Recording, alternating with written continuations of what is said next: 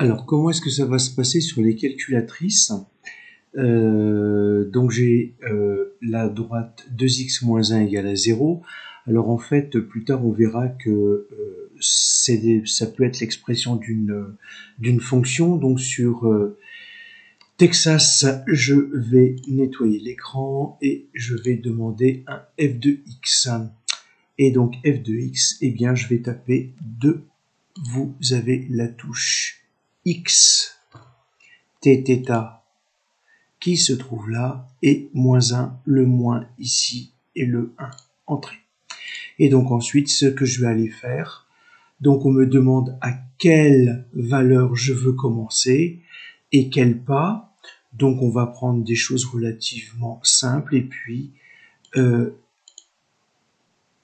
je vais aller directement à calculer, entrée, et donc j'ai 0, 1, 2, on retrouve les trois valeurs qui ont été calculées. Bien entendu, je peux repartir en arrière, il n'y a pas de souci. Et puis si je veux des valeurs intermédiaires, eh bien c'est sur le pas qu'on va régler ça. Pour Casio, je vais aller dans Menu. Dans Menu, je vais demander la table en 4. On me demande quelle fonction. Je rentre 2x moins 1, 2, la touche x moins 1, entrée. J'ai pas d'autre fonction. Je dois, attention, spécifier cette fois-ci à quelle valeur je veux commencer et à quelle valeur je veux terminer. Je vais rester à 0 et à 5 pour un pas de 1, puisque c'est ce que j'ai fait sur l'autre calculatrice. Et je retrouve bien 0, moins 1, 1, 1, 2, 3. Mais si je veux aller en arrière, je n'ai pas cette possibilité-là par rapport à Texas.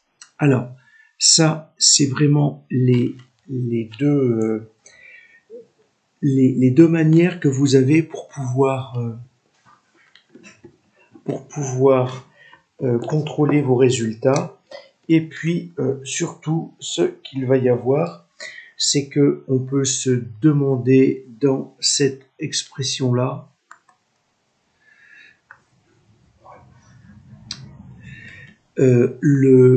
si y vaut 0, alors ben en fait, j'ai 0 qui vaut 2x moins 1. Qu'est-ce que je vais faire ici? Je vais rechercher la valeur qui annule l'expression. Donc, je vais ajouter 1 de chaque côté de façon à ce que dans le membre de droite, cela s'annule. Il me reste donc 2x qui vaut 1. Et comme je recherche x, je vais diviser par 2 chaque membre. 2 demi, on a vu dans le cours sur les fractions que ça faisait 1. Donc une fois x, ça me fait x. Et ça me fait 1 demi.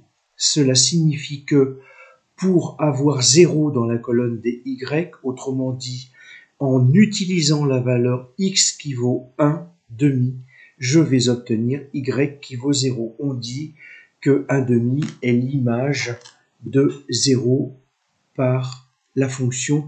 Si j'ai une fonction, je repars dans les calculatrices et si je demande cette fois-ci donc la même fonction mais le pas de 1 demi,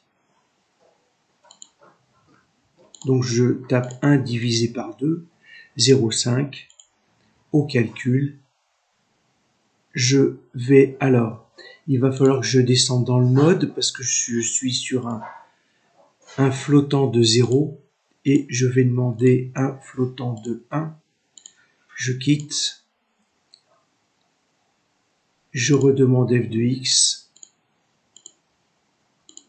tout pareil, et je vais avoir bien la valeur de 0,5 1 demi qui vaut 0. Et puis, pour la valeur 0, x si x vaut 0, je me trouve dans ce cas-là, ça vaut moins 1.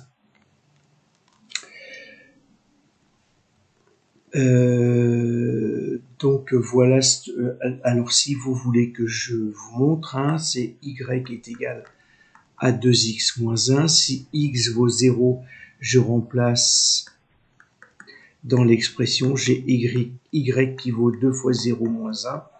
Quelque chose fois 0, ça me donne 0 moins 1. J'ai bien y qui vaut moins 1. Et c'est ce que l'on a vu sur la table. Donc si je reprends la table ici, et vous faites les mêmes manipulations pour Casio, et vous allez retrouver les mêmes valeurs.